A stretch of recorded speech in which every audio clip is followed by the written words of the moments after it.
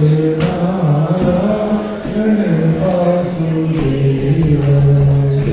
कृष्ण गोविंद हरे मुरारे, हे नाथ नारायण वासुदेवा।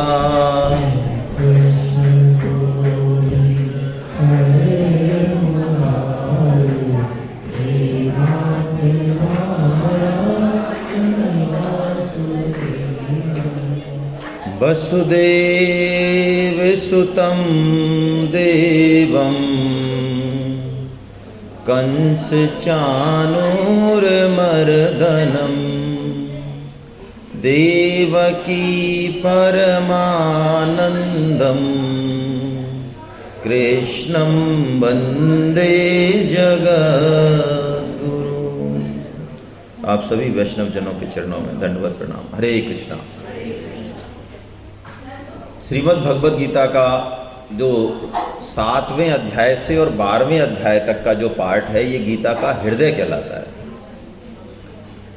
और हृदय की बात हर किसी से हर समय कही नहीं जा सकती।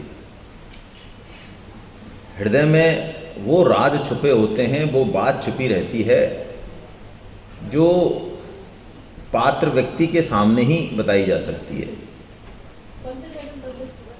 भगवान श्री कृष्ण इस सृष्टि की रचना करते हैं, उसके पीछे उनका जो मूल उद्देश्य है वो क्या है, और भगवान जो अवतार ग्रहण करते हैं विभिन्न और विभिन्न लीलाएं करते हैं, उसके पीछे भी उनका जो मूल उद्देश्य है वो क्या है। भगवान श्री कृष्ण का स्वरूप कैसा है, वो सगुण है, निर्गुण है, कैसे वो व्याप्त हैं, कैसे उनको प्राप्त किया जा सकता है, उनमें और देवताओं में क्या फर्क है, इत्यादि बहुत सारी बातें अब भगवान श्री कृष्ण इस अध्याय में बताने वाले हैं। ये अध्याय अपने आप में बहुत विलक्षण है, क्यों, जैसा कि इसका नाम है राज विद्या राजगुह्य योग। नाम से भी स्पष्ट है। राज विद्या मतलब जो बात भगवान अब इसमें कहेंगे वो विद्याओं में सर्वोच्च है। सर्वोच्च विद्या मतलब, वैसे तो गीता में ब्रह्म विद्या की चर्चा है, जो गीता में शुरू में है ब्रह्म विद्या, यानी एकाक्षरी विद्या, यानी जो हमें अपने स्वरूप से परिचित करा दे, उस परम तत्व से मिला दे, वो एकाक्षरी विद्या। अक्षर जो क्षर नहीं है, जो अक्षर है उसकी विद्या, उसको जानने की विद्या। लेकिन उससे भी ऊंची विद्या भगवान इस अध्याय में बताने वाले हैं। और इस विद्या के बारे में ऐसा कहा जाता है कि हम जीवन में कुछ भी कर लें, लेकिन यदि इस विद्या को नहीं जाना तो हमने कुछ भी नहीं किया इस जीवन में। तो वो राज विद्या क्या है, उसके बारे में भगवान बताने वाले हैं। और राजगुह्य, और वो इतनी अत्यंत गोपनीय बात भगवान के बारे में जो सामान्यतः शास्त्रों में भी नहीं मिलती हैं, वो किसी संत विशेष के पास, भक्त विशेष के पास भगवान प्रकट करते हैं, वो बातें भी भगवान बताने वाले हैं। 4 पुरुषार्थों के बारे में हमने जनरली सुना है, धर्म, अर्थ, काम और मोक्ष। इसमें से भी 3 जो है मुख्य मानते हैं हम लोग, त्रिवर्ग बोलते हैं इसलिए उनको, धर्म, अर्थ और काम। इसी में हमारा जीवन जाता है प्राय। कुछ धार्मिक क्रियाकलाप हम कर लेते हैं सात्विक कहलाने के लिए, अच्छे कहलाने के लिए। अर्थ हमें चाहिए, काम हमें चाहिए। काम मतलब जितनी भी कामनाएं, भोग हैं, वो सब काम में। तो अर्थ, धर्म और काम, इन 3 में ही हमारा जीवन घूमता है। बहुत अच्छे से अच्छा इंसान भी समाज का होगा तो वो इन 3 में ही चक्कर खा रहा है। वेद का अधिकांश जो पोर्शन है वो भी इन 3 का ही वर्णन कर रहा है। लेकिन चौथा पुरुषार्थ इन 3 का लक्ष्य है। असली बात जो है वो कौन सा है? मोक्ष। मोक्ष के मतलब क्या? मोक्ष का मायने है कि हमारे जीवन से जितने भी दुख हैं, तनाव हैं, वो हमेशा हमेशा के लिए खत्म हो जाएं। लेकिन मोक्ष से भी ऊपर एक अलग पुरुषार्थ है जिसको पंचम पुरुषार्थ कहा। 4 पुरुषार्थों की बात शास्त्र में आती है, लेकिन ये पंचम पुरुषार्थ गीता का जो है ध्येय वाक्य है, अंतिम लक्ष्य है गीता का। गीता यहाँ पहुँचाना चाहती है हमें। कौन सी बात है वो है प्रेम। इस सृष्टि के मूल में भी प्रेम ही है। हम सबके अंदर ये प्रेम बाय डिफ़ॉल्ट है ही, हम प्रेम स्वरूप हैं ही। आप देखें हम कितने बुरे हों, अच्छे हों, जैसे भी हों, प्रेम करना और प्रेम किया जाना, यानी कोई हमसे प्रेम करे और हम किसी से प्रेम करें, ये दो बातें हम सबके अंदर हैं, सबके अंदर हैं। भगवान भी अर्जुन के प्रति प्रेम के वश में हैं, क्योंकि अर्जुन उन पर आश्रित हैं, इसलिए प्रेम के वश ही भगवान ये अध्याय अपनी तरफ से कह रहे हैं, अर्जुन के बिना पूछे कह रहे हैं, है ना, जिसमें वो राज विद्या और राजगुह्य का वर्णन करेंगे। राज विद्या के रूप में वो बताएंगे कि मैं कैसे व्याप्त हूँ इस जगत में, मेरा वास्तविक स्वरूप क्या है, और राजगुह्य के रूप में बताएंगे कि मेरी प्राप्ति बड़ी सरल है, इतना कुछ होते हुए भी मैं बहुत सरल हूँ। तो आइए हम स्टार्ट करें इसको। भगवान कह रहे हैं राज विद्या राजगुह्यम, इस राज विद्या के 8 लक्षण बताते हैं, जो इस ज्ञान को कह रहे हैं भगवान। कौन से ज्ञान को? विज्ञान सहित ज्ञान को कह रहे हैं भगवान, जो 7वें अध्याय में शुरू किया भगवान ने। इसके 8 लक्षण बताते हैं। क्या 8 लक्षण हैं? कि राज विद्या विद्याओं की राजा है, राजगुह्य सबसे ज़्यादा गोपनीय है, ये सबसे ज़्यादा, इससे ज़्यादा गोपनीय कुछ नहीं है। पवित्रम पवित्र करने वाली है, और उत्तमम है, इससे बढ़िया कुछ चीज़ है ही नहीं। प्रत्यक्षावगमम, इसको जैसे ही हम करेंगे, इसकी शरण लेंगे भगवान की, इसका डायरेक्ट फल, प्रत्यक्ष फल हमारे जीवन में दिखने लगेगा। ये बिल्कुल पक्की बात है कि भगवान की शरण जब हम लेना शुरू करते हैं अंदर से और भगवान की तरफ चलने का प्रयत्न करते हैं, तो हमारे जीवन में एक बदलाव आता है। जो लोग गीता की शरण हैं, गीता की बातों को सुन रहे हैं, समझने की कोशिश कर रहे हैं, वो इसको फील कर सकते हैं, अनुभव कर सकते हैं कि इससे पहले उनका जीवन, उनकी सोच, उनका लक्ष्य क्या था और गीता के बाद क्या हुआ, एक बेसिक डिफरेंस दोनों में है। तो प्रत्यक्षावगमन, धर्मम, गीता में जो कहा गया है वो धर्म युक्त है, उसमें से ऐसा नहीं है कि इसको निकालना और इसको, और शास्त्रों में ऐसा हो सकता है कि ये बात हमारे लिए नहीं है, ये हमारे, गीता में सब कुछ धर्म में है। सुसुखम, गीता में जो कहा गया उसको करने में बड़ा सुख है, इस राज विद्या को अपनाने में बड़ा सुख है, करने में कर्तुम। और अव्ययम, अव्ययम का मतलब है जितना हम करेंगे अभी वो कभी नष्ट नहीं होगा, वो एज इट इज मिलेगा हमको आगे। ये बड़ी ज़बरदस्त बात है। ये ऐसी बात है कि इसको देख के हमको बड़ा आश्वस्त हो जाना चाहिए कि एक नाम भी यदि हम भगवान का लेते हैं, सत्संग में एक बात भी हम ठीक से सुनते हैं, तो वो जो बात है, वो जो संस्कार है, वो कभी नष्ट नहीं होगा, कभी भी नष्ट नहीं होगा। चाहे 10 जन्म हो जाए, 100 जन्म हो जाए, वो संस्कार, वो बात, वो नाम हमारे साथ रहेगा, हमको आगे बढ़ाएगा। अव्ययम है ये चीज़। जैसे हम अभी मान लो PhD कर लें, MA कर लें, या कोई स्किल ले लें किसी चीज़ में, एक्सपर्टाइज कर लें कोई, तो अगले जन्म में हमारे साथ वो चीज़ रहने वाली नहीं। हमको वही ABCD शुरू से सीखना है, ANR सीखना है। सपोज हमारी स्मृति भी रह जाए कि यार ये जो मकान बना हुआ है C स्कीम में 1500 गज का, ये हमारा ही मकान है, और इसमें जो कोने में जो है ना 3-4 सोने की ईंट हैं, और हमारा अकाउंट BOE में उसमें 5 करोड़ रुपए, और मेरा आधार कार्ड जो है वो ड्राइंग रूम में घुसते ही वहाँ, और कुत्ते का मान लो शरीर मिल जाए और स्मृति रह जाए, तो वो आधार कार्ड ले जाके आप बैंक मैनेजर को दिखाएं कि भाई साहब ये और हम एक ही हैं, देखो आप, तो कोई मतलब है उसका? लेकिन अध्यात्म के क्षेत्र में जितना हमने अर्जित किया वो अगले जन्म में एज इट इज हमको मिलेगा। जैसे कि अभी अभी धीरज जी ने बताया कि इंद्रदुम्न नाम का राजा जो भगवान की स्तोत्र से, जो डेली एक स्तोत्र गाता था, वो पूजा करता था, जब उसको गजेंद्र बना, हाथी बना, और उसका पैर पकड़ लिया ग्रह ने, जब उसको कहीं और से सहारा नहीं मिला, 1000 साल तक तो वो सहारे ढूंढता रहा कि ये मेरे हाथी बचा लेंगे, ये मेरी पत्नियां बचा लेंगी, ये मेरा परिवार बचा लेगा। जब सब जगह से पतंग कट गई, तब उसने किसका ध्यान किया? भगवान का ध्यान किया। और किससे ध्यान किया? अचानक उस हाथी के मुंह में वो स्त्रोत आ गया संस्कृत का, जो उसने इस जन्म में तो कभी किया ही नहीं, एज इट इज आ गया वो।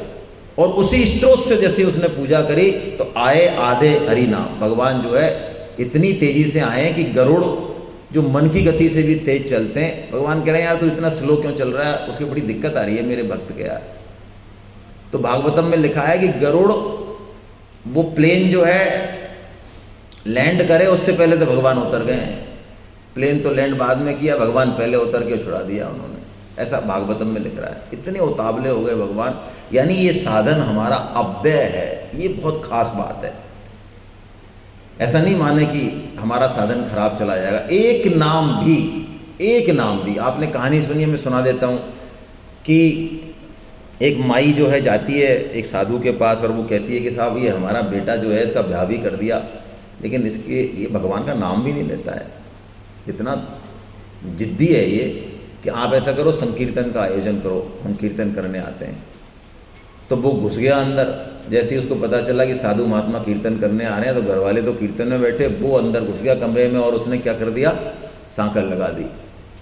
और जब वो कीर्तन करके चले गए 2-3 घंटे, तो वो जो चीफ कमांडर थे, जो महात्मा थे, वो रुक गए चुपके से, बाकी सबको भेज दिया उन्होंने। तो उसको ऐसा लगा कि सब लोग गए। तो वो जैसे ही सांकल खोल के बाहर आया तो वो महात्मा जी खड़े थे, उन्होंने खट उसको दबा लिया और उसने कहा बोल, कि नहीं मैं बोलूँगा नहीं, कि बोल, मैं बोलूँ नहीं, मैं मर जाऊँ तो भी राधा नाम नहीं बोलूँ। भगवान उसने कहा राधा नाम बोल, भगवान का नाम बोल, हरि नाम बोल, कि मैं मर जाऊँगा तो भी। और बलिष्ठ थे, उन्होंने छोड़ा नहीं उसको, महात्मा जी बलिष्ठ थे, वो खूब कसमस आया। उसने कहा नहीं बोलूँगा, क्या नहीं बोलेगा, कि तुम जो बुलवा रहे हो वो हरि नाम तो मैं ज़िंदगी में नहीं बोलूँ। उसने छोड़ दिया, अगले जा बोल दिया तुमने एक बार, अब तू जब मरे तेरे संकट आए तो पूछना कि एक बार जो हरिनाम तूने बोला, क्योंकि पूरे मन से बोला ना, चित्त से।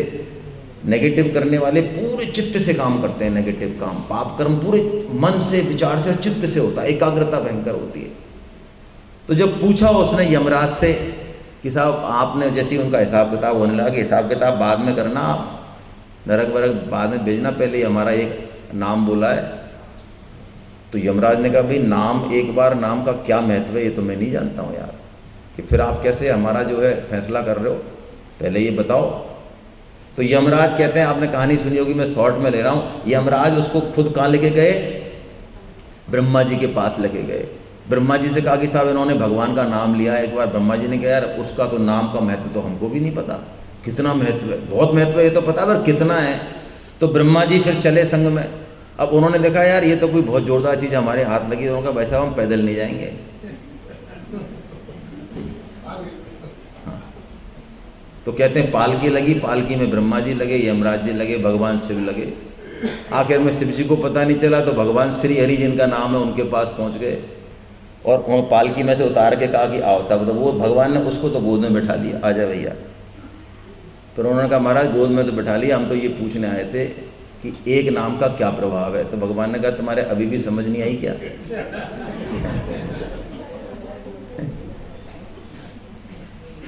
अरे तुम सब पालकी में लग के तुम खुद मेरे पास लाए हो इसको गोद में बैठाने के लिए, इससे ज़्यादा और क्या महिमा होगी भाई। तो ये अव्यय है। भगवान ने कहा अध्यात्म के क्षेत्र में, अब बोलिए कितनी बढ़िया बात है ये, हम भाव कुभाव अनख आलस्य हूँ, नाम जपत मंगल दसी दसे हूँ, ऐसा तुलसीदास जी महाराज कहते हैं। हम कुभाव से भी, बुरे मन से भी, बैर से भी, नारद जी ने तो बड़ी स्पष्ट बात कही। नारद जी जो व्यास जी के भी गुरु हैं, श्रीमद् भागवतम में श्लोक है, उन्होंने कहा युधिष्ठिर मेरा मन तो ऐसा कहता है कि भाव से भगवान में इतना मन नहीं लगता जितना कि कुभाव से लगता है। भाई जितना कंस और रावण, कंस जितना पानी पी पी के कोसता है भगवान को, गाली देता है, बोलो आप और हम दे सकते हैं? आप श्रीमद् भागवतम पढ़ें, कंस खाना खा रहा है तो थाली में भगवान दिख रहे हैं, इतनी उसकी द्वेष है भगवान से, इतनी भय है उसको अपनी मौत का। कृष्ण में उसको मौत दिख रही है, खंबे में देख रहा है तो भगवान सब जगह, आखिर में वो गदा घुमाता रहता है, मारता रहता है, रात और दिन उसको कृष्ण कृष्ण कृष्ण कृष्ण कृष्ण, पागल हो जाता है। बोलो उसके जैसा कृष्ण स्मरण हम कर सकते हैं? दिल की अंदर की गहराइयों से, एक रोम रोम से कृष्ण का स्मरण कर रहा है वो। तो नारद जी कहते हैं बैर से, प्रीति से, द्वेष से, क्रोध से, काम से, जैसे चाहिए वैसे भगवान का तुम स्मरण कर लो, है ना। कोई दिक्कत नहीं है। भगवान की निगाह में सारे भाव समान हैं, उसका उद्धार होके रहेगा, चाहे वो किसी भाव से कर ले भगवान का स्मरण। हाँ, जो भगवान से संबंध ही ना जोड़े उसकी पार पड़ना मुश्किल है। यदि हम क्रोध से, काम से, द्वेष से भगवान का स्मरण करें और हम हों थोड़े महावत टाइप के, रावण जी जैसे, कंस जैसे, तो भगवान खुद हमारा उद्धार करने के लिए खुद आ जाएंगे प्रकट होने। आए कि नहीं आए? आए। तो करें भगवान का स्मरण, ऐसा भगवान कह रहे हैं। और भगवान का स्मरण करने के लिए भगवान ने एक बात कही कि संसार में भगवान हैं भी और नहीं भी हैं। ये राजविद्या के रूप में कही भगवान ने, जो श्लोक यहाँ नहीं है लेकिन मैं ले रहा हूँ। राजविद्या क्या है? संसार में भगवान हैं भी और नहीं भी हैं। क्या मतलब है इसका? देखिए, एक बीज जो है, नीम का बीज है या सागवान का बीज है, उस बीज में क्या, ये सागवान से बनी हुई टेबल है मान लो, ऐसा मान लें, तो क्या उस सागवान के बीज में ये टेबल है या नहीं है? अब देख लो, आप ही दो आंसर दे रहे हो, मैं क्या करूं? इसलिए भगवान ऐसे कहते हैं। आप में से आधे कह रहे हैं है और आधे कह रहे हैं नहीं है, है ना? ऐसे ही भगवान कह रहे हैं कि मैं जगत में हूं और नहीं भी हूं।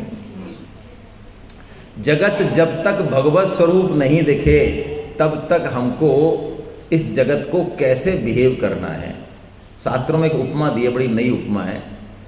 हम अग्नि के कोयले को, पहले अग्नि के कोयले होते थे आग जलाने के लिए काम, तो अग्नि के कोयले को हम, धधकता हुआ अंगार आया, उसको कैसे पकड़ते हैं?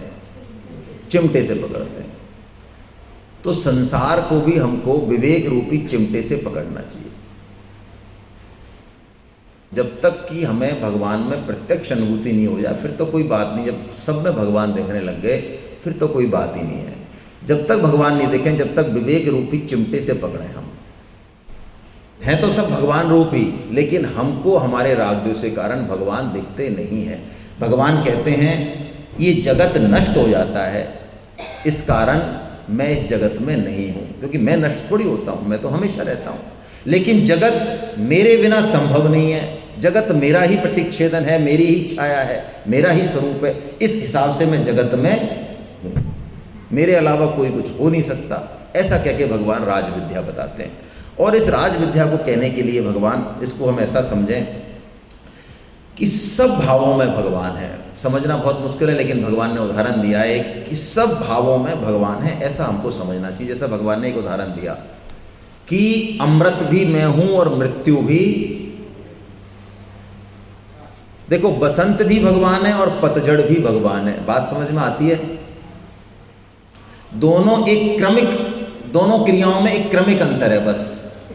मृत्यु और जीवन भी एक क्रमिक अंतर है दोनों में एक ही बात है। सिक्के के एक, दोनों एक ही पहलू हैं सिक्के के, है ना? दो पहलू है मतलब, लेकिन सिक्का एक ही है। जैसे पतझड़ नहीं आए तो बोलो क्या बसंत आ सकता है? यदि मृत्यु नहीं आए तो क्या जीवन संभव है फिर इस पृथ्वी पे? मृत्यु और जीवन ये सिक्के के दो पहलू हैं जो एक दूसरे से जुड़े हुए हैं, दोनों में ही भगवत्ता बराबर है। भगवान यहाँ यही कह रहे हैं, सत असत अमृत मृत्यु सब में ही हूँ।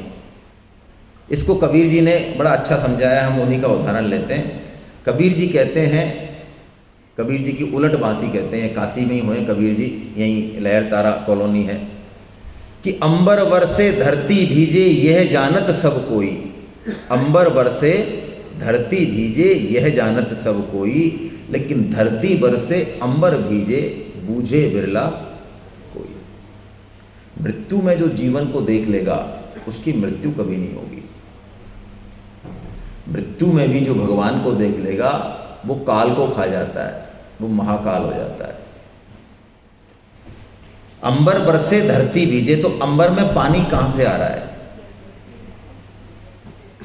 एक वर्तुल है, एक सर्किल है, धरती भी बरसती है। धरती यदि नहीं बरसे, सूर्य यदि खींचे नहीं बाष्प को और अल्टीमेटली भाप बनकर पानी वहां नहीं जाए, ये सर्किल यदि पूरा नहीं हो तो क्या अंबर हमेशा बरस सकता है?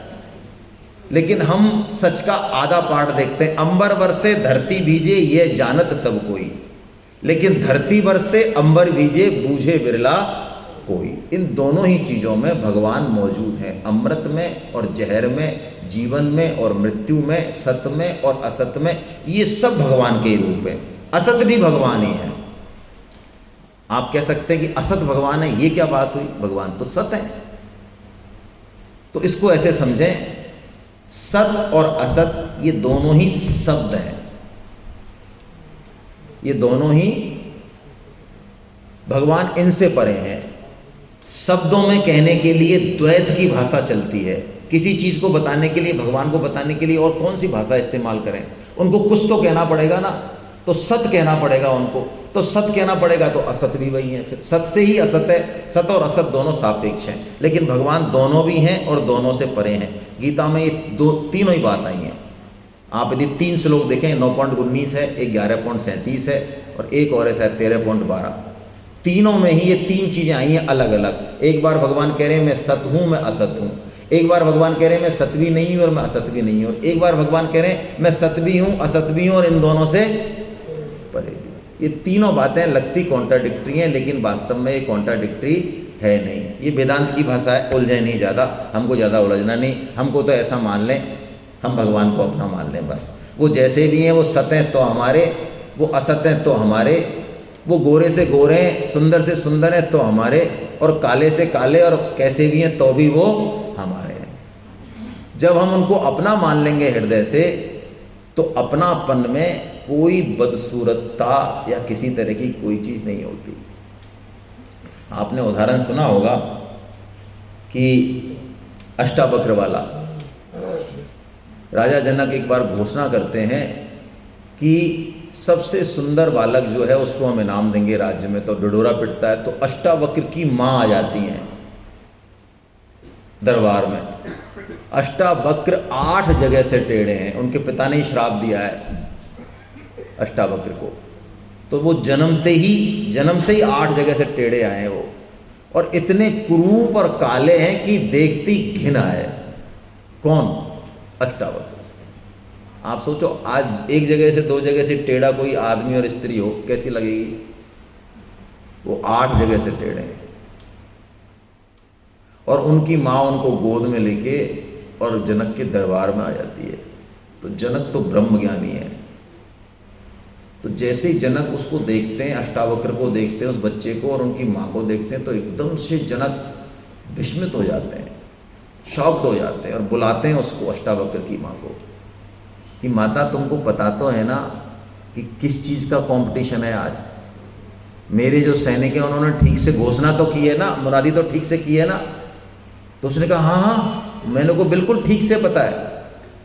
आज आप दुनिया के राज्य के सबसे सुंदर बच्चे को इनाम देने वाले, और राज्य तो छोड़ो, मेरा बच्चा तो दुनिया का सर्वश्रेष्ठ बच्चा है, सुंदर बच्चा है।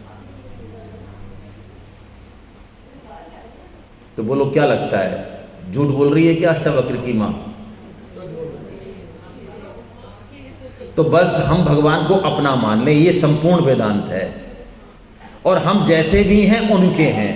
हम आड़े हैं, हम तिरछे हैं, हम कामी हैं, हम क्रोधी हैं, हम भगवान के हैं।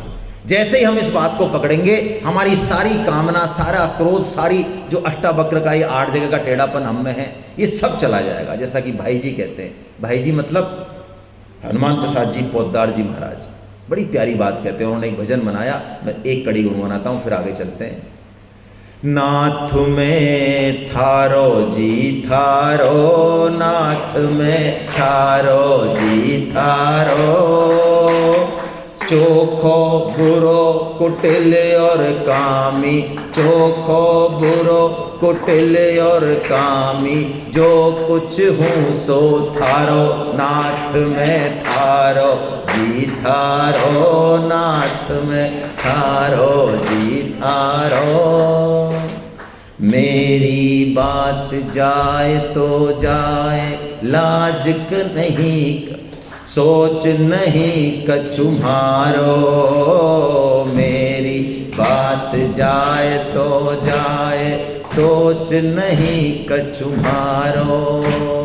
जांघ उघाड़ा लाज मरोगा, जांघ उघाड़ा लाज मरोगा, ऊंडी बात बिचारो नाथ में थारो, जीता रो नाथ में थारो। भाई जी कह रहे हैं कि आप तो जैसे हैं सबको पता ही है और हम आपके अंश हैं, तो बताओ अब हम यदि ऐसे रहेंगे आड़े तिरछे तो बदनामी किसकी होगी हैं? यदि कोई बहुत बढ़िया अफसर है, बहुत अच्छा पिता है, समाज में प्रतिष्ठा है, साधु संत है और उसका बेटा दुष्ट निकले तो बदनामी किसकी होगी? तो देख लो हम तो जैसे हैं वैसे ही हैं, लेकिन हैं आपके, तो अब आप ही सुधारो हमको सुधारने का काम भी किसका है? आपका। जिस दिन ये बात आ गई सारा वेदांत आ गया। भगवान को अपना माने, हम किसी को भी अपना नहीं माने। वेदों में 80,000 मंत्र कर्म कांड के हैं, 1 लाख मंत्र हैं वेद में, 80,000 80% कर्म कांड से संबंधित है, 16,000 उपासना कांड से संबंधित है और मात्र 4,000 ज्ञान कांड है बस। तो 80,000 जो मंत्र हैं, इतने सारे मंत्र जो कर्म कांड कहते हैं, कर्म कांड मतलब इस देवी की, इस देवता की हमको आयु दे दो, धन दे दो, समृद्धि दे दो, गाय भैंस, ये सब चीज़ें मांगते हैं हम। तो भगवान कह रहे हैं यदि हम सिर्फ कर्म कांड में ही उलझे रहे, देवताओं का ही पूजन करते रहे सकाम भाव से, असली लक्ष्य की तरफ नहीं गया। असली लक्ष्य क्या है? 80 पे जाओ, 16 पे जाओ और अल्टीमेटली कहाँ जाना है? 4 पे जाना। ये 80 और 16 4 के लिए ही है, लेकिन इसी को ही सब कुछ मान लिया हमने। तो भगवान कह रहे हैं इन 2 श्लोकों में कि स्वर्ग में जाने को गीता श्राप के बराबर मानती है। स्वर्ग में कैसे जाया जाता है? शुभ कर्मों से जाया जाता है, यज्ञ तप हवन से जाया जाता है, बहुत सारे कर्म कांड हैं, बहुत सारी विधियां, उनसे क्या मिलता है हमको? स्वर्ग। स्वर्ग का मतलब क्या है? एक ऐसा लोक जहां हमको बहुत सारे भोग, जितने भी भोग हम सोच सकते हैं, खाने के, पीने के, सेक्सुअल प्लीजर के, जो भी मन में, सारे भोग हमको अनलिमिटेड उपलब्ध है। और अनलिमिटेड भी ऐसे उपलब्ध है कि वहाँ सामर्थ्य भी उपलब्ध है। यहाँ तो हमारी सामर्थ्य नहीं है भोगने की। हम कितने रसगुल्ले खा सकते हैं? 500 खा सकते हैं, तो वहाँ खा सकते हैं। वहाँ पसीना नहीं आता, वहाँ सामर्थ्य खत्म नहीं होती, ऐसा स्वर्ग लोक है। लेकिन भगवान कहते हैं ऐसा स्वर्ग लोक भी महान पतनकारी है। स्वर्ग जाने को गीता श्राप मानती है। क्यों? देखिए क्या कह रही है गीता। भगवान कहते हैं वो स्वर्गलोक में जाते हैं, मैं हिंदी में पढ़ रहा हूँ, बस ऐसे ही पढ़ रहा हूँ, सकाम अनुष्ठानों करने वाले वो मनुष्य इंद्र रूप से मेरा पूजन करके स्वर्ग जाते हैं और देवताओं के दिव्य भोगों को भोगते हैं। भोग लिए, अब नीचे आओ। इस स्वर्गलोक के भोगों को भोग कर पुण्य छीन होने पर वापस कहाँ आ जाते हैं? मृत्यु लोक में आ जाते हैं। यानी स्वर्गलोक में हम किसके दम पे जाते हैं? पुण्य रूपी मुद्रा के दम पे जाते हैं। और पुण्य खत्म तो स्वर्गलोक से हम धक्का देके नीचे फेंक दिए जाएंगे। 2 नुकसान होंगे स्वर्गलोक जाने के। एक तो हमारा समय खराब हुआ बहुत जबरदस्त, जाना तो कहीं और था, हमको असली उद्देश्य तो परमात्मा प्राप्ति है, लेकिन स्वर्गलोक में हमारा बहुत सारा समय खराब हो गया। ये तो छोटा नुकसान है, फिर भी बड़ा नुकसान कुछ और है। स्वर्गलोक में इतने सालों तक रहने के कारण हमारे चित्त पर भोगों के संस्कार बन गए, इसलिए जब हम नीचे आएंगे तो हमारा कथा कीर्तन में, भगवान के नाम में, सत्संग में मन नहीं। हम गीता सेमिनार में बैठेंगे तो बुक्का फाड़ेंगे, ऐसे करेंगे, ऐसे बुक्का फाड़ेंगे, या फिर ऐसे करेंगे। यदि आप ऐसा व्हाट्सएप देखते हुए भी करते हैं तो कोई समस्या नहीं है। व्हाट्सएप जैसे ही खोलते हैं आप और ऐसे उबासी भरते हो, अरे यार 3 मिनट हो गए यार, हटाओ इस व्हाट्सएप को, मन ही नहीं लगता है। जब तो कोई दिक्कत नहीं है, लेकिन वहाँ तो आपको 3 घंटे का भी पता नहीं चलता हो, एक उबासी नहीं आती हो, नींद गायब हो जाती हो, है ना। भोगों का विचार आते ही, व्हाट्सएप का विचार आते ही नींद उड़ जाती हो एकदम से। और गीता का नाम सुनते ही, भगवान का नाम सुनते ही और जो है बुक्का फटता हो और नींद आती हो, तो इसका मतलब हम कहाँ के निवासी हैं? वहीं से आए हैं हम। और एक बार नहीं, हम कई बार गए हैं वहाँ। हाँ, हम में से सब इंद्र भी रहे हुए हैं, ब्रह्मा जी तक रहे हुए हैं, हम सब ये सब पोस्ट है, वहाँ तक रह के हम आए हैं। तो हमारा असली लक्ष्य स्वर्ग जाना नहीं है, इसलिए हम अपने बुजुर्गों को स्वर्गवासी लिखना बंद कर दें, क्योंकि गीता स्वर्ग जाने को श्राप मानती है।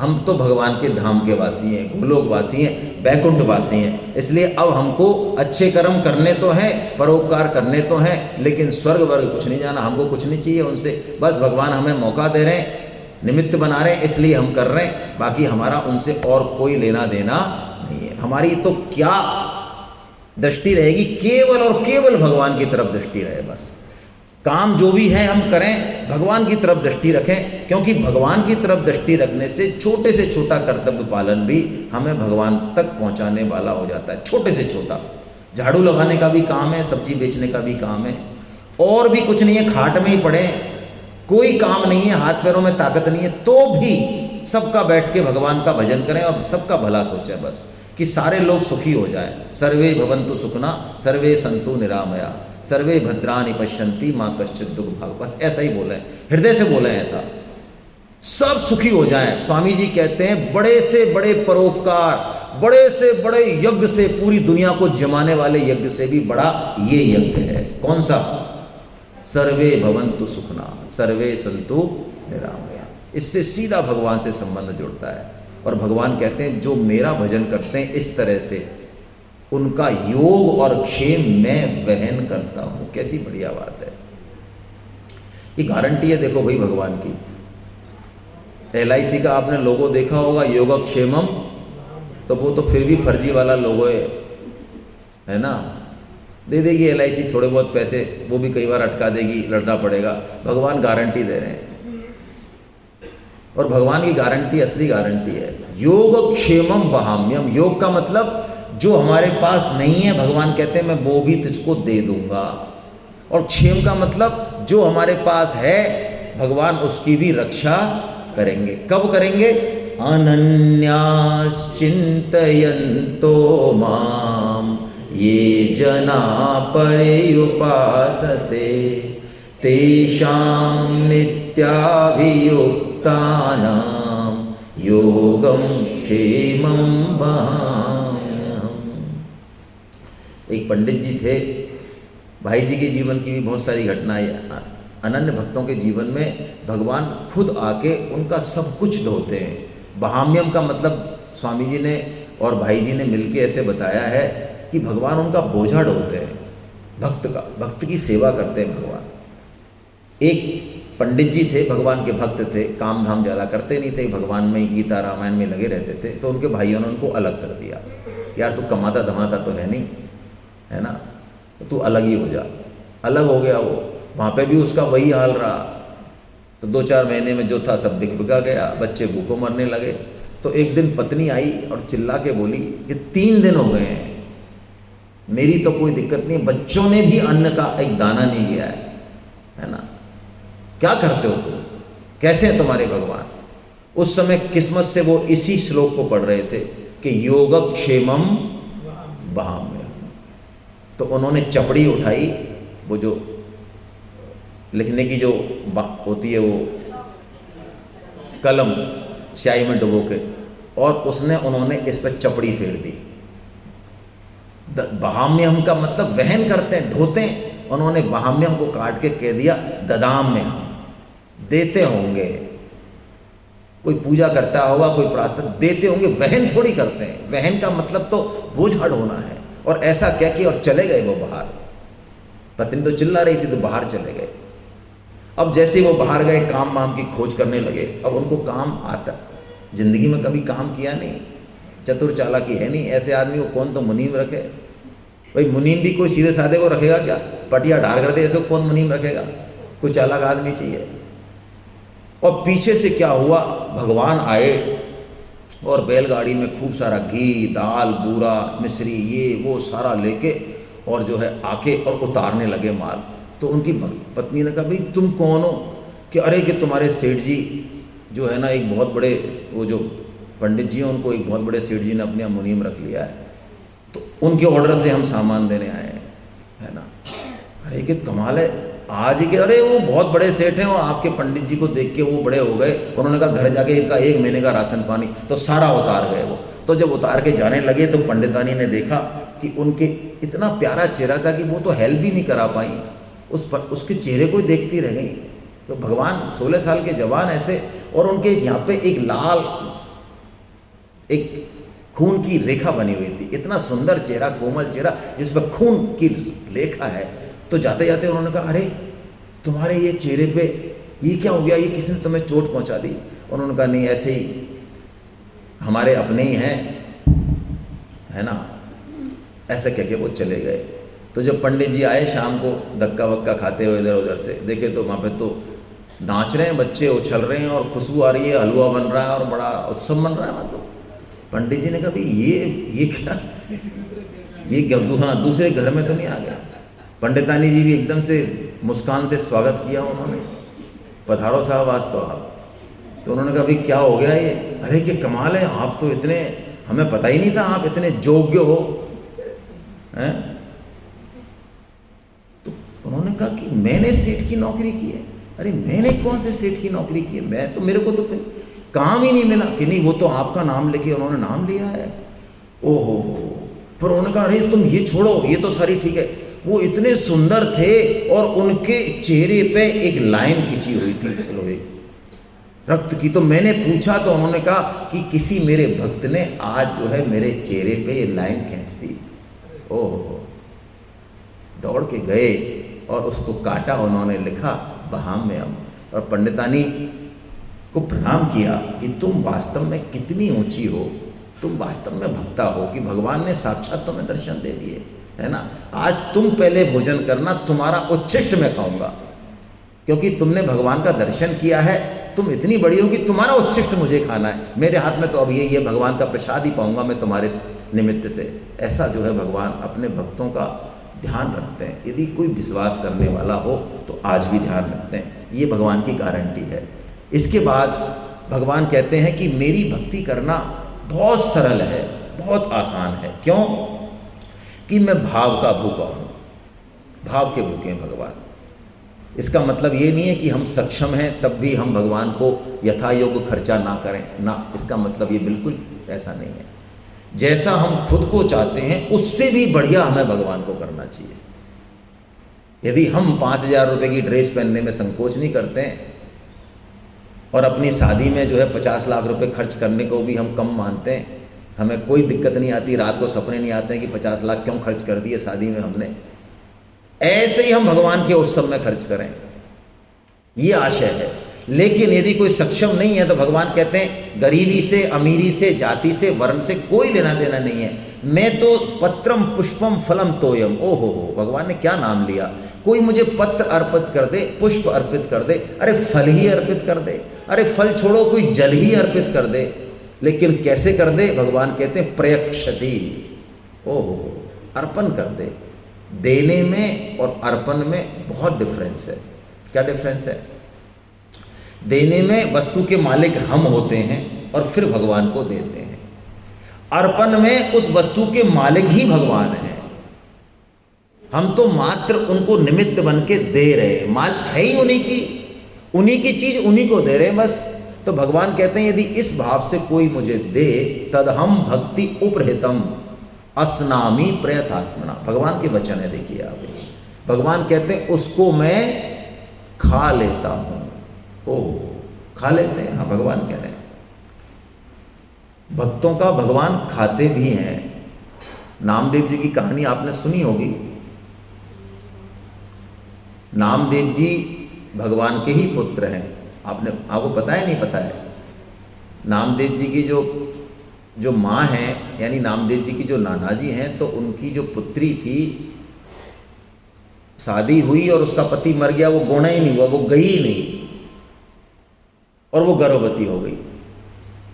बड़ा बदनामी हुई गांव में कि ये तो गोना ही हुआ, ये तो गई नहीं, ये गर्भवती कहाँ से हो गई।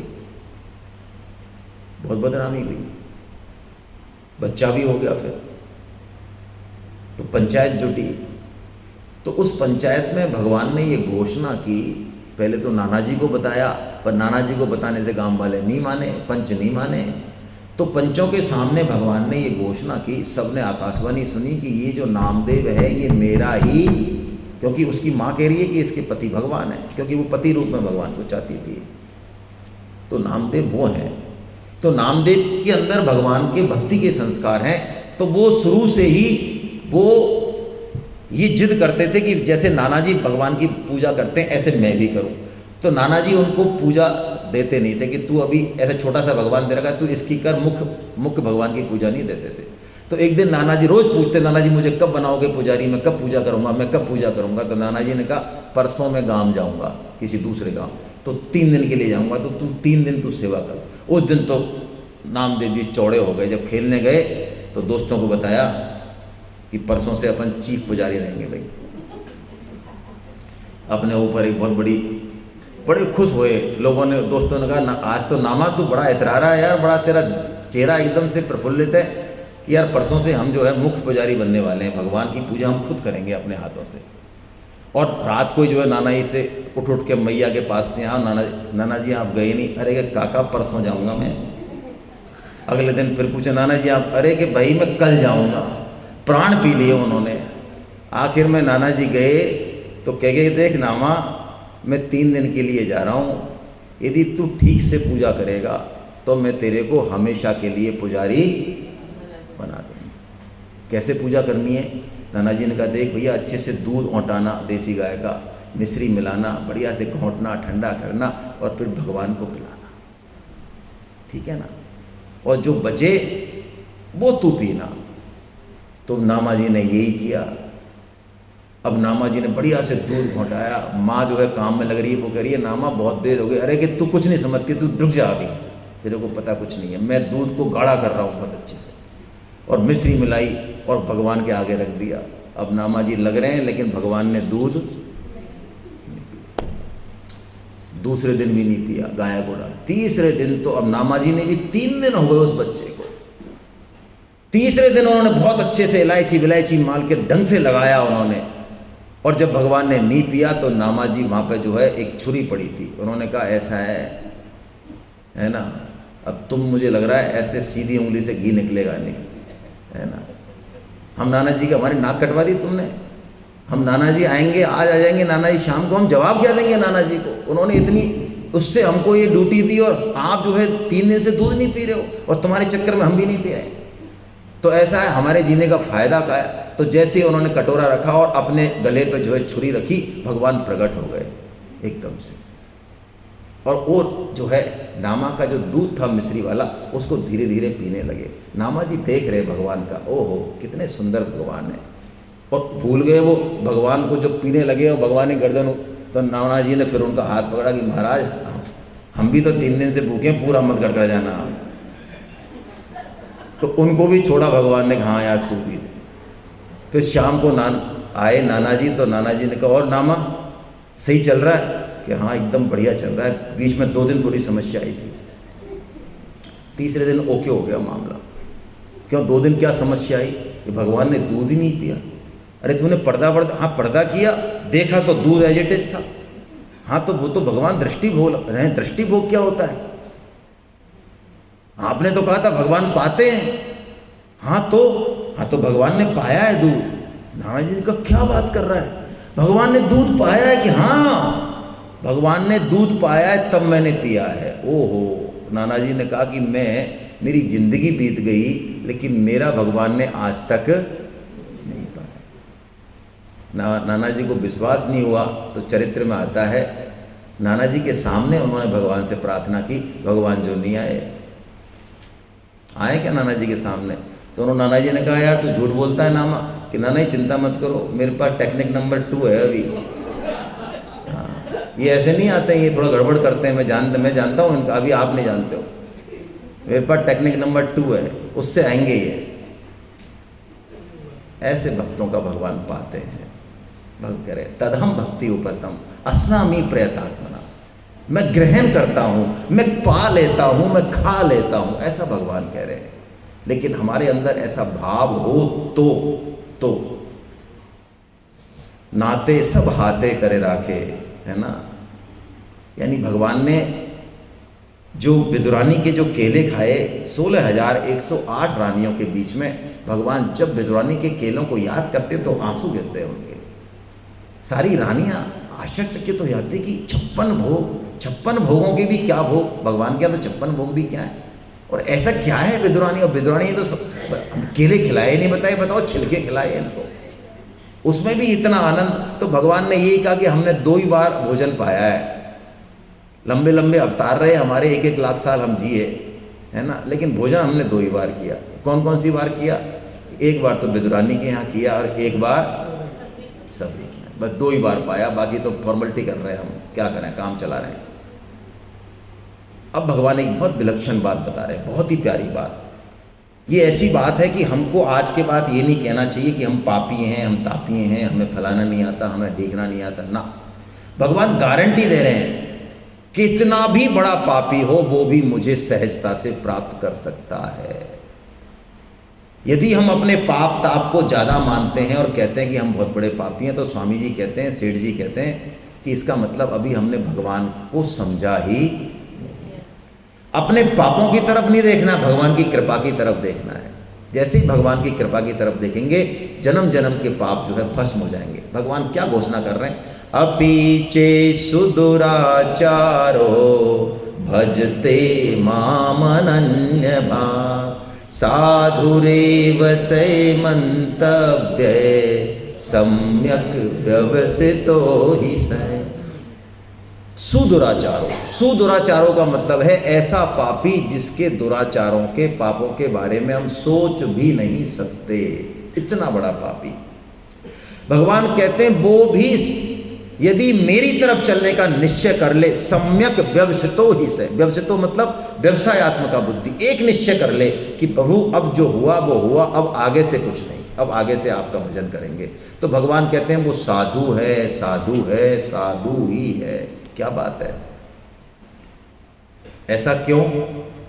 स्वामी जी बहुत प्यारा उदाहरण देते हैं कि अंगारा, हम अग्नि से उसको उठा दें, अंगारे को जो अग्नि जल रही है, और इधर रख दें, तो अग्नि से विमुख होते ही वो कैसा, अभी तो दहक रहा था, लाल रंग का था, अभी कैसा हो जाएगा? काला हो जाएगा। अब इस कालेपन को हम साबुन से धोना चाहें, केमिकल से धोना चाहें, कुछ नहीं होगा। 100 मन साबुन लगा दें तब भी ये कालापन, ये जो हमारा यज्ञ तप दान कर्म योग ज्ञान योग भक्ति योग जितने भी और साधन है, ये सब साबुन है, 100 मन साबुन है। तो क्या करें इन साबुनों से? इनसे नहीं होगा कुछ भी। क्या करें? जिस कारण वो कालापन आया, किस कारण आया? कि अग्नि से हट गए थे, विमुक्ता हो गई थी, तो बस उसको उठा के कहां डाल दें हम,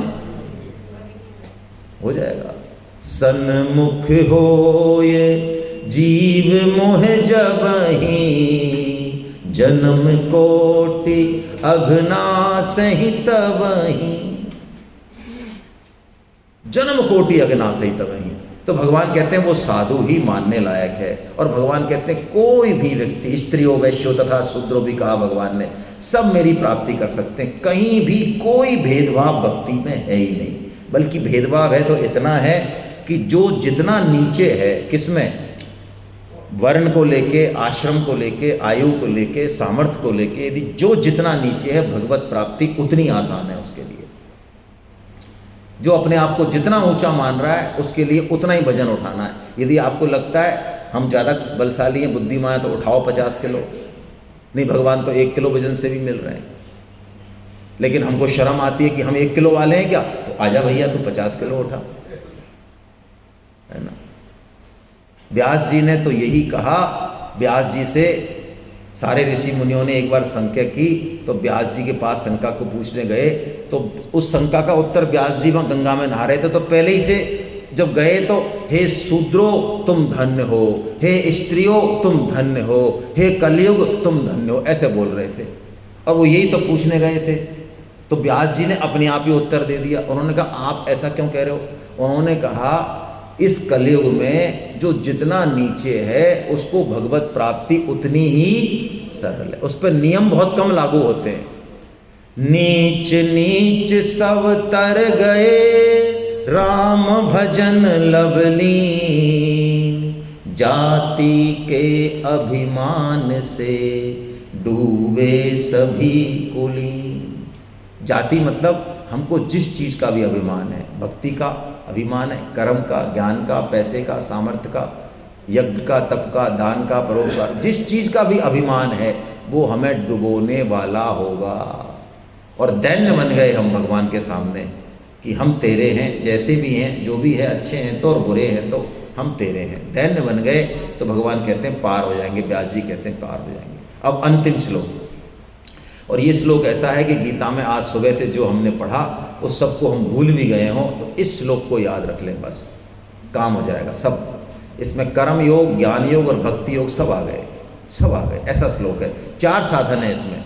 ये 4 साधन इतने प्यारे हैं, ये श्लोक भी इतना प्यारा है कि ये श्लोक रिपीट किया है भगवान ने 18वें अध्याय के 65वें श्लोक में। भगवान ने ये बात दोबारा कही है। कैसा प्यारा श्लोक है, 1 मिनट में समझते हैं। मन्मना भव मद भक्तो मद्याजी माम नमस्कुरु मामे वैश्यसि युक्ते वै मात्मानं मत्परायणा। तुम मुझे ही प्राप्त होगा, गारंटी दे रहे भगवान। 4 चीजें कर ले, कौन कौन सी? मन मना, मुझ में मन वाला हो जा। मद भक्ता, मेरा भक्त हो जा, मेरा पूजन करने वाला हो जा और मुझे नमस्कार करने वाला। बस 4 चीजें। क्या मतलब है? मन मना, मन किसको दे दें? श्रीधर स्वामी जी जो श्रीमद् भागवतम के बेस्ट टीका है, जिनकी आज जितने भी भागवतमकार के बड़े से बड़े ब्रांड कह रहा हूँ, बड़े से बड़े संत, बाकी जो 80-90% हैं जो इनका उद्देश्य ही कुछ और है कथा करने का, उनकी नहीं कह रहा हूँ। नामचीन जो वास्तव में संत हैं, जो दुनिया मानती है, वो संत भी श्रीधर महाराज जी की टीका से ही चलते हैं। श्रीधर महाराज की टीका से ऊपर कोई टीका नहीं है। वो श्रीधर महाराज जी बचपन में निरक्षर भट्टाचार्य थे, तो एक संत मिले उनको, जंगल में भैंस चराया करते थे। उन्होंने कहा यार तुम जो है भगवान का भजन किया करो महाराज, हमारा तो मन नहीं लगता है। माला के मन नहीं लगता महाराज, ये किया करो। कि तुम्हारा मन किस में लगता है यार? कि महाराज देखो अब क्या बताए। तो उन्होंने कहा हमारा मन हमारी भैंस में लगता है, हमारी भैंस बहुत अच्छी लगती है हमको। तो उन्होंने कहा ऐसा मान लो, इस भैंस को ही परमात्मा मान लो आप। इसको नहलाओ, इसको धुलाओ, इसको खिलाओ, इसको बस इसी को ही परमात्मा मान लो, इसी से तुम्हें भगवत प्राप्ति हो जाएगी। तो मन को हम कहाँ लगा दें? भगवान में। यदि मन पोते में लग रहा है, नहीं लग रहा है गीता में, भगवान में ही लग रहा है, तो इलाज है कि पोते को क्या मान लें? कृष्ण का ही रूप मान लें। कृष्ण की ही लीला चल रही है। अब मन को भगवान को दे दें। मद भक्ता, अपने आप को भी भगवान का मान लें। स्वामी जी कहते हैं जैसे पतिव्रता स्त्री 25 साल तक ये नहीं जानती कि वो भाई साहब कहाँ हैं। जानती है क्या? जब तक संबंध नहीं जोड़ा। बोलो, वो भाई साहब मान लो उनकी टांग टूट जाए तो कोई मतलब हमसे मतलब है? जब हमारा संबंध नहीं जुड़ा, जब तक कोई मतलब है क्या? टांग टूट जाए तो उनकी टूट हमारी तरफ से, हमारे क्या लेना देना है? और संबंध जुड़ जाए फिर उनको छींक भी आ जाए उधर तो इधर दिक्कत हो जाती है। और कईयों का तो इतना शुद्ध भाव होता है कि दोनों एक समय, जब दोनों एक हो जाते हैं ना आत्मा के स्तर पे, तो ये यहाँ का भाव वहाँ प्रकट हो जाएगा। आप देखते होंगे आपस में ऐसा अनुभव भी होता होगा। एक के मन में कोई बात आएगी, वो ही बात दूसरे के मन में आ जाती है। कई बार दोनों एक साथ बोल भी जाते हैं, एक बार नहीं 20 बार ऐसा हो जाता है। आप 1000 किलोमीटर दूर हैं, आपका फ़ोन आएगा तो आप कहोगे अरे आपने ऐसा कैसे फ़ोन कर लिया, यही तो गड़बड़ हो गई थी हमारे साथ। उनको ऐसा लगने लग जाता है कि मतलब दो आत्माओं का मिलन जिसे कहते हैं ना, वो डिस्टेंस काल से परे चला जाता है। क्यों होता है ऐसा? भगवान कह रहे हैं ये मद भक्ता, कि तू मेरा है, वो उसकी हो जाती है बस। अब उसके कोई डाउट नहीं है। पिताजी ने संबंध कर दिया, 7 फेरे ले लिए, तो अब डाउट नहीं है कि यार अब देखो कोई वो वाले, वो उनकी नाक थोड़ी अच्छी है यार, इनके चलें क्या, उनका कलर एकदम बढ़िया है यार, ये वाला बढ़िया है, ये रिजेक्टेड पीस है, खा चक्कर। ऐसे नहीं है, जो है जैसा है ये हमारा है, बस ये मदभक्ता होना है। हे प्रभु अब हम तेरे हैं, ये मदभक्ति, ये है भक्ति असली।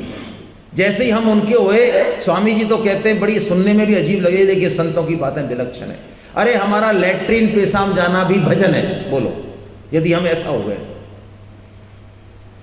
भक्त तो पाखाना भी जाता है तो भगवान पे एहसान करता है, लो आपका काम करके आए नहीं करके आए, अरे हमारे क्या लेने देना है, आपका शरीर है, अब इसको नहलाएंगे, इसका मंजन कराएंगे, इसको बोलो अब हमारा क्या लेना, दिन भर हम आपके चक्कर में पड़े रहते हैं यार फालतू। बोलो ऐसा होता है भक्त। मद भक्ता मद्याजी मतलब जो कुछ कर रहे हैं हर क्रिया से भगवान का पूजन। सुबह से शाम तक रोटी बना रहे हैं तो भगवान के जनों की, झाड़ू लगा रहे हैं, कपड़े धो रहे हैं, अरे जो कुछ कर रहे हैं भगवान का ही काम कर रहे हैं हम। सब जन भगवान के हैं, सब मंदिर भगवान का है, सब कुछ, हमारी कोई क्रिया भगवान के अलावा है ही नहीं। जो इस भक्त वो 24 घंटे भजन करता है ऐसा भक्त, 24 घंटे। उसको जो काम दे दो उसका भजन टूटेगा ही नहीं। वो सोएगा भी तो भगवान के लिए ही। वो जब सोता है तो भगवान का नाम लेता है, और जगता है तो भगवान का नाम लेता है। तो 8 घंटे जो सोया, वो 6 घंटे सोया, वो भगवान का भजन हो गया। ऐसी पोल पट्टी कहाँ मिलेगी भाई। हाँ, ये मद्याजी है। और माम नमस्कुरु, बहुत इंपॉर्टेंट बात है ये।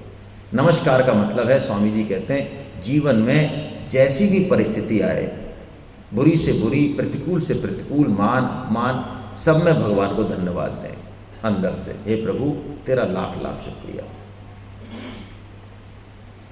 जैसे कि तुकाराम जी देते हैं, जैसे कि एकनाथ जी देते हैं। एकनाथ जी की पत्नी बहुत आज्ञाकारी है, संत सेवा करते हैं, रात को दिन कह दें तो दिन कह दे, वो दिन को रात कह दे तो रात, ऐसी है वो एकनाथ जी की। तुम दिन को कहो रात तो रात कहेंगे, तुमको हो जो पसंद वही बात कहेंगे। वो ऐसी है। और वो तुकाराम जी की कैसी है, जैसी होती है वैसी है। वो कोई टिक तो जाए घर में कोई, अरे वो खुद भी 2 रोटी कैसे खाते हैं वो तुकाराम जी जानते हैं। तो एकनाथ जी जब जाते हैं पंडरीनाथ जी के तो कहते हैं, प्रभु क्या कृपा है आपकी, क्या कृपा है, क्या पत्नी दी है आपने। संतों की सेवा कर पा रहा हूँ, सबकी सेवा कर पा रहा हूँ, जय हो नाथ, जय हो नाथ, जय हो नाथ। फिर वो तुकाराम जी आ जाते हैं पीछे से इधर से, वो कहते हैं, प्रभु क्या कृपा है आपकी अपरंपार। मेरे जैसा आदमी जो इस पचड़े में फंस जाता घर गृहस्थी के में, अब मैं एक अंगूठा भी रखना चाहूँ तो मैं रख नहीं सकता। आपने ऐसा बढ़िया इंतजाम किया महाराज। लोग तो पूरा कुलामंडी खा रहे हैं, इसमें लाखों लोग निमट गए। मेरे ऊपर तो आपने ऐसी कृपा करी है महाराज, एकदम देह गेह की सारी आसक्ति आपने छोड़ कटवा दी। ओहो, पंडरीनाथ जी एकदम प्रकट हो गए कि यार तुम दोनों ही जो है बड़े बदमाश टाइप के हो, तू भी धन्यवाद दे रहा और तू भी धन्यवाद। और एक हमारी हालत है, हमें भगवान कुछ भी कर दें, हमारे हृदय से धन्यवाद नहीं निकलता भाई। अभी हम जहां हैं, जिस पोजीशन में हैं, बहुत अच्छे हैं, लाखों से अच्छे हैं, लाखों से करोड़ों से अच्छे हैं। बिल्कुल मत देखिए क्या है क्या नहीं है जीवन में, हटाइए इस चैप्टर को, क्या नहीं है। जो मिला है, पति भी मिला, पत्नी भी मिला, जो मिला द बेस्ट मिला है हमको, द बेस्ट। मैं गीता के आधार पर कह रहा हूं, उससे सुंदर, उससे बढ़िया जिंदगी में कोई दूसरा हो नहीं सकता था। बस उसके लिए धन्यवाद देना चालू करें भगवान को, हर क्षण उसकी कृपा को अनुभव करें। हे प्रभु तेरा लाख लाख शुक्रिया। ये माम नमस्कुरु, ये 4 चीजें होते ही बस बेड़ा पार। हरे कृष्णा, हे नाथ, हे मेरे नाथ, मैं केवल आपका हूँ। हे नाथ, हे मेरे नाथ, आप कृपा करें, मैं आपको भूलूं नहीं। नारायण नारायण नारायण नारायण। तो मिलते हैं हम लोग